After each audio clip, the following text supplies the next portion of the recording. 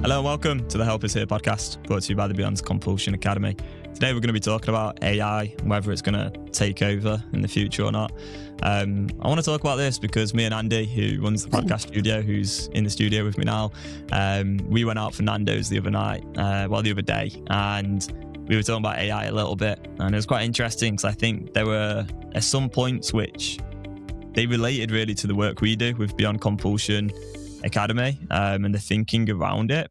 So what we were discussing is like whether AI is basically going to take over in the future or not. And I think my perspective was kind of like, well, look, that depends on what we choose as individuals and what we let happen, like, because we're the ones who control AI, right? And so it really depends on the way we think. But what's going on, I believe, in society with the social media and everything is people are just feeling more and more helpless and like out of control, and like the external world is just kind of happening to them and they're like a puppet, and you know the algorithm is just choosing how you live. And it's like, to me, I'm like, well, actually you're the one in control of yourself. So yeah, that's my take on it, but I wanted to kind of see what you think about it all, Mary. I think that it's not that.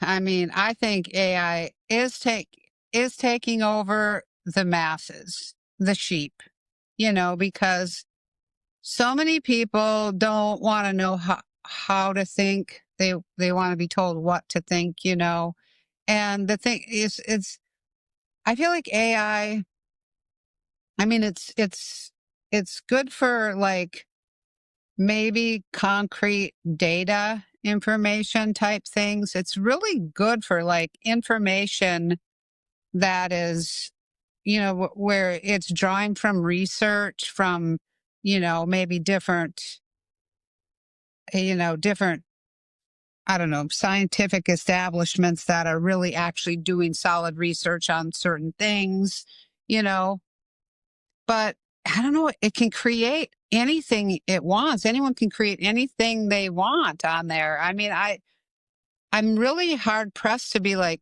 is it good or is it, I mean, what's the net impact, positive or negative? I feel like it's, when it comes to anything that's subjective, I think it's not so good, because it's like most people aren't going to take the information that they get from AI and then form their own opinion, their own conclusion, from the different information that's available. Most people are going to be like, oh, that's what it is then. Yep. That's the way it is. So, I asked AI something interesting recently. Oh gosh, I can't remember what it was. I'm sorry, I'm not going to be able to recall it, but it was basically, it was somebody's junky thinking, a junky thought somebody had. And it just went into, I mean, so many different solutions that were not going to be at all helpful because it was addiction related, So, but then again, it's gonna gather the most popular data, opinions, right? I don't feel like when it comes to addiction that there's anything that can be considered actually like evidence, that they can prove, because they don't know what people are doing, once they try to stop an addiction with a certain kind of, advice or treatment. Like, what are they doing? What else are they doing then? What other addictions have they moved on to? All that stuff. It's like there's so much misunderstanding around it that I don't feel like it's helpful for us, but I do feel like it's taking over because there's so many people that are sheep. It's, what it's kind of like? It's kind of like a religious cult. You know what I mean? Where it's like people that feel just lost, and someone just tell me what to believe, and then I'm going to believe it, and next thing you know, some guy's going to tell me to drink Kool-Aid, and then there's however many of us are dead, So it's, I don't know. I don't think it's helpful. Yeah. I mean, I don't know. What do you think? Overall positive impact or negative impact? I don't think it's that similar to Jonestown. Yeah. But it's cult-like. It's people that don't form their own opinions, that don't form their own conclusions. Those are the people that are going to be, maybe those are the people that are going to be the most susceptible to the harmful aspect of AI, rather than going, okay, this is actually proven data that they're sending me links so I can look at this, I mean, I found out yesterday I have high cholesterol. So I talked to AI about that for sure. And I found out some very interesting things, but, coming from, Harvard Medical School and things like this, and, the Cleveland Clinic, different, people that have really actually studied cholesterol. And it was an education for me, but I didn't draw conclusions either that, oh, now I have to do this, because there were a whole lot of different things that I could, do to lower my cholesterol or whatever. But then there's also that basic knowing that I have, that I know, that I'm gonna apply to the problem. You know what I mean? Rather Mm. than go, this is the way it is because this is what AI told me. I don't know. I guess this is only scratching on the surface though, because what we've Yeah. talked about so far is just chat GPT really, rather than like Yeah. AI, which has like loads of different use cases and is way more powerful than I can probably imagine. And I don't really even know that much about it, to be fair. It's more the idea of, the kind of Terminator film. Have you seen that film before? Yeah. Like the robots and they're like fighting humans and stuff like that. And it's like, we're all controlled Yeah. by robots somehow. It's like that. Yeah. That's the idea that I've got like the beef with. That I'm like, nah, like let's choose to, actually control our lives ourselves, and we don't have to have Yeah. anything else external to us ever controlling us. Or as well, like what me and Andy were talking about a bit was like these glasses that like go in your eyes, and like contact lenses and all these like new technological advances, and a bit like the what's it called, the headsets, the VR headsets, and all this sort of technology stuff, which is just advancing like crazy. And I think I'm quite against a lot of it, I suppose, because I Yeah. don't see Me the too. use case for it. What's the point Yeah, in a VR headset? Tell me, I don't please, really know. what is the Yeah, point? What I is don't the know. point in going and living your reality inside a headset on your head? Yeah, it's I mean, mad. I know. Did you ever put one of those things on your head? No, I've never put one of those on I my put head. one on. Okay, Yeah, right? So I told you my friend's ex-husband now was watching. He had the VR headset. The kids would use them. Oh my God. But he was watching porn. He had porn in the VR headset. And yeah. so you got these people in there, right? So I put it on just What, to with the porn on? see, not the porn. No, I put it on, and I was in, all of a sudden I was on the edge of this cliff, right? I was on the edge of this cliff and I was like, what the hell? Because it was like so real. It was so real. I was just like, whoa, get me out of this thing, because I'm like, it was like a drop, right? And then I had it, maybe it was before I was on the cliff. I don't remember. But all of a sudden I was like in Thailand or something. And here's this little Thai woman. Boom. She was right in my face. I just literally jumped back. I mean, it was so real and so right there. And I'm like, why is this? Yeah, you're gonna put it on and pretend you're traveling. I don't know. I don't understand why Yeah, people want to live. It's kind of like people always filming themselves to put on Instagram and stuff. It's like living in this yeah. virtual. Well, it's a virtual reality, I right? think That's the real whole point. life is so much better because it's so much more spontaneous. I was in Thailand for Christmas like 7 years ago. So obviously it's like Christmas in a week, right? So this is quite like timely for us to talk about this. Sure. And there was like this little Thai woman, and I'm just bringing this up now because you were mentioning like there was a Yeah. Thai woman there, right? And for whatever reason, she was serving she was serving us our Christmas dinner in this restaurant, and it was Yum. just the most surreal experience ever because there was these two Thai women, and they were both dwarves, and they were both dressed up as Santa, and I was just like, what the hell is going on? And that was a real life experience. Like that's not AI or anything. That's not in a VR headset. Like I'm there having my Christmas meal served up by these two Thai dwarves dressed up as Santa, and it's like that's just so random. Like you're probably not going to get that in a VR headset, and is that You experience going could. on? Yeah, I mean, you You could, could yeah. ask Like, you AI. could, You could ask AI for that exact scenario, yeah. and you could have it. You could be, yes, but well, but it's just not the same. not the same. No. It's like real life. Why do people just don't want to live real life anymore? They just want to. I mean, maybe the idea is like you can have these experiences in your VR headset that you wouldn't have otherwise. You can afford to go travel or something, or I don't know. It was just Yes. weird to me, and it made me feel dizzy. And that woman was so close to my face, and it scared the shit out of me, honestly. So, The but way I yeah, think about things nowadays is like so different to how I used to think about things. Like nowadays, with anything in life, I'm basically like, what is the problem? Like, what is yeah, the problem I'm trying to solve here? And it's like yeah, that Einstein quote. Like, I think that kind of blew my mind this year, where it's like Einstein said, if he had an hour to solve a problem, he'd spend like 59 minutes understanding the problem first. And this yes, is the thing with I love capitalism and that. marketing, is that what we're sold is a load of stuff that doesn't actually solve any problems. It's just marketed to us because some big corporation makes a shit ton of money from consumers. But it doesn't actually solve really any real problem. It's like my girlfriend. I mean, she's got this new Hoover that costs like £200. She's like so excited about it. And like, I love my The girlfriend to vacuum bits. cleaner? And yeah, Oh, I'd be yeah. excited about that too. God's sake. Jeez, I'm what is going to it talk to with? Leanne. I like a really efficient, cool new vacuum cleaner. I hate my old vacuum cleaner. That's cool. I'm happy for All her. right. Great. I'll send her this bit of the podcast. She'll find it funny. Sorry, go Well, ahead. hopefully, well, Yeah, maybe we can, come and join you in Oregon next year, and you yeah, guys yeah. can talk about vacuum cleaners as The I go and play $200 football or Hoover. something. Yeah. Well, it's Yeah. got this light on it that like actually lights up the area next to like the Hoover, so you can like see the bits of dirt clearly, and then like the light changes color as the bits of dirt are like hoovered up, which is kind of cool to be fair. That So makes sense. I like that. yeah, Yeah.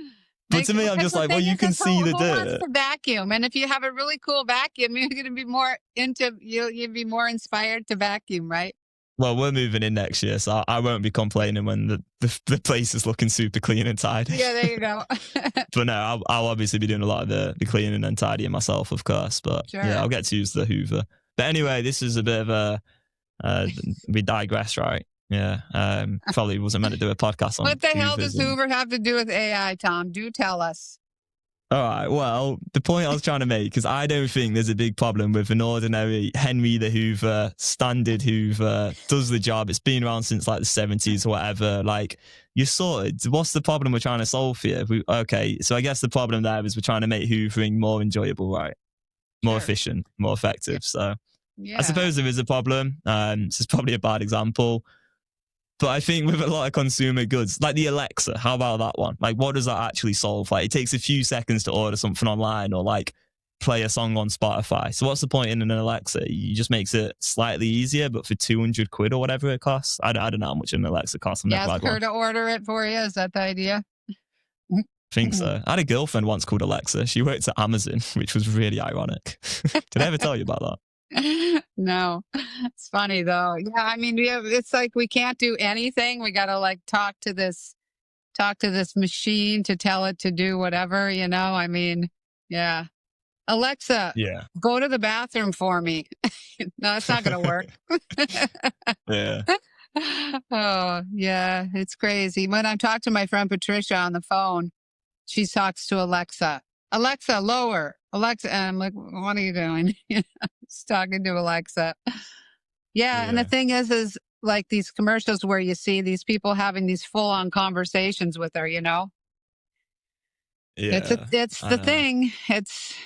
We're not going to stop it, Tom. As AI, we're not going to True. stop it. You know? Yeah, it's just Yeah. I don't know what my beef is with it. I guess it's fine. It can be useful at times. Do I you have a think beef. we will? Would you ever want to create an AI chatbot that takes all the? So what we could do, right? Like I would know how to do this. I think is like I could get all the everything you said, right, for like the last 2 years of working together, like on the podcast, like recorded group calls, phase 1 to phase 3 in Beyond Compulsion Academy.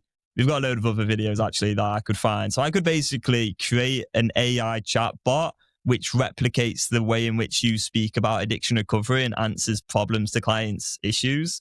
Would you ever want to do that, Mary?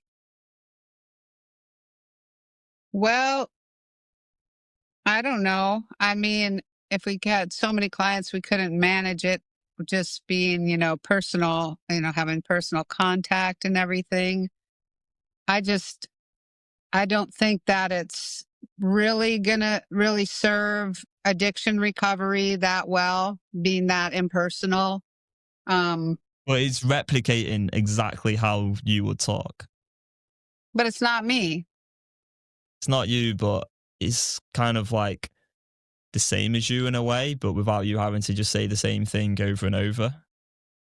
Well, I guess that's where we're gonna end up. I don't know. How do you feel about it? You want to do it? Is that what I'm I don't know. hearing? It's a tough question. I'm not sure, to be honest with you. You know, That's a business chat for another day. Maybe in business chat. 2027, Yeah, right? yeah. See how Can't things beat go. them, At the join minute, them. we I can don't manage. know. If well, it was interesting. Oh, that's what I did too. I was talking to AI about the high cholesterol situation, and I said, who are Mary Paulus and Thomas Molyneux?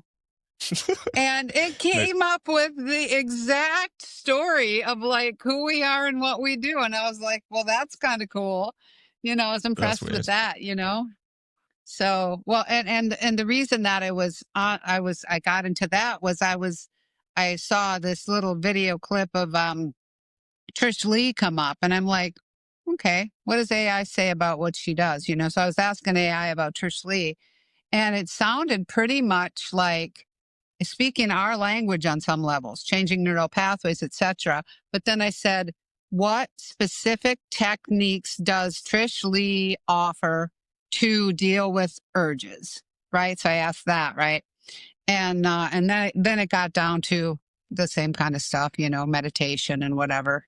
So on the Mm. surface, she looks like maybe it's more advanced or whatever, but when you dig a little deeper, scratch below the surface a little bit with AI, then it gets back down to kind of the same stuff, I can't remember. It was Yeah, meditation and some I think it was trying to find uh different sources of pleasure. So substitution stuff, right?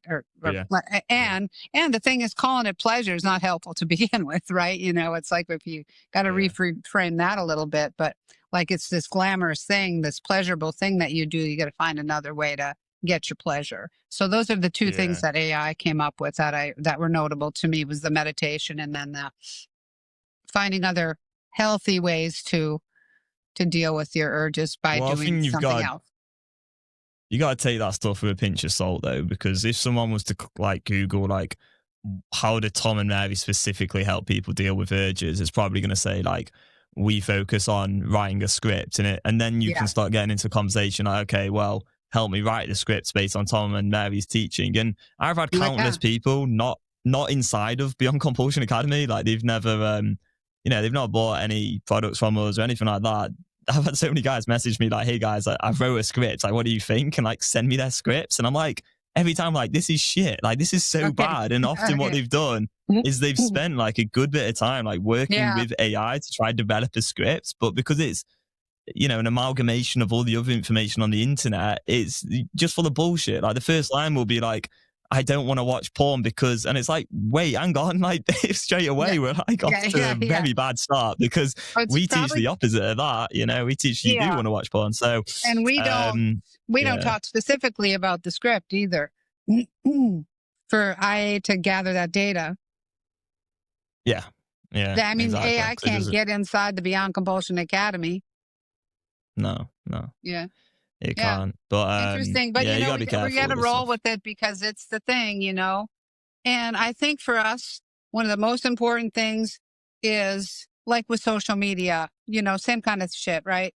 Guiding the guys. Because with us, it always comes down to how are we going to help the guys stay free of porn? That's the most Mm, important goal here. And engaging with AI, it's not necessary in any way, shape, or form. As a matter of fact, it'll be detrimental to the process of getting free and remaining free of addiction. It's going to be detrimental to that process. It's not going to help. If you want to use AI to, figure out how to like fix your refrigerator, like I use YouTube for, or whatever, things like that, sure. But we don't want to encourage AI use for the guys in any way, shape, or form. It's not. I mean, we've had guys, get sucked into the AI lady being all nice and sweet and shit. It's like, no, it's like too much like your porn stars and OnlyFans, pretending they like you. I obviously spend a lot of time thinking about Beyond Compulsion Academy and how to help people further and just ensure that we're getting as much success for our clients as we literally can, really. So I'll be up at night, not like I don't lose sleep over it. Don't get me wrong. Like I get like a good 8 to 9 hours every day. In fact, lately I've actually been sleeping even more than that, to be honest. But at times, I will wake up in the middle of the night and I might just have a few thoughts about Beyond Compulsion Academy and if we can try and help our clients a bit further. And it's interesting because I was thinking about this whole AI, chatbot idea. And it's interesting because we could replicate what me and you say, right, to clients. And we've got so many data points, probably like tens of thousands at this point, that we could pull together, put it into an AI sort of model and help clients basically just going back and forth with AI as a replication of how we would communicate with the client. But here's a really interesting point on all of this stuff, which will hopefully help people see AI in a different light entirely. But if we were to build that, what we would be doing is actually reinforcing neural pathways of helplessness, because we're then not giving our clients the ability to think through things critically for themselves. And that is the most important thing. If you want to overcome a porn addiction or any addiction, you have to do that yourself, right? And so if you're messaging a chat bot that's created by somebody else based on their perspective on things, then you're denying yourself the opportunity to actually rewire your own neural pathways. And so that's why I was like, wait, actually, I don't think that chatbot would be a good idea. And then I was thinking instead, what we could do, though, is create some kind of AI thing where what you do instead is you have the AI saying the junky thinking, the unanswerable questions, and then the user of the AI responds to the addicted part of the mind as practice, going, hang on, this is the bullshit, I'm going to correct it here. So it's like basically flipping AI on its head entirely within the context of addiction recovery. That would be the only way it would work, because otherwise you're just reinforcing helplessness. Yeah, and we just came full circle. People they're teaching people what to think instead of how to think. Right? That's exactly what you just said, because if we just do a chat bot or whatever they call them, that's going to just say, this is what you're going to think here, rather than here's the junky thought. Now, how do you respond to this? And because it's creating completely different pathways, right? Yeah. Yeah. It's kind of like a robot versus a human. Oh, gee. Huh. AI. A robot versus a human. Oh, Terminator. Here comes the Terminator. Yeah. What are you on about? What are you on about this robot versus human bit now? Well, because it's like teach it what to think instead of how to think. Because you just program a robot what to think. The robot doesn't go, how would I think about that? How would I respond to that? No, and someone just programs it in there. Right? We're going to teach people how to think in response to things that come up for them, especially when it comes to junky thinking, right? Yeah. Yeah, exactly. Robots. And that's why when someone's having a compulsive desire, I'd always say, look, go to your scripts, think it through for yourself. You want to really build that new neural pathway yourself instead of like messaging us in a moment of compulsive desire, because if you message us in that moment, you're just reinforcing more helplessness. But you do have the ability to deal with it yourself. If you've got a script, like just crack on, basically. That's the only tool you really need. Yeah, so, yeah. 100%. All right, cool. Well, this has been an interesting conversation. Bit different to usual, I suppose. Went on a few tangents, so apologies if you've not really liked the tangents, but have a Merry Christmas, and we'll see you in the next podcast. Bye-bye. Yeah.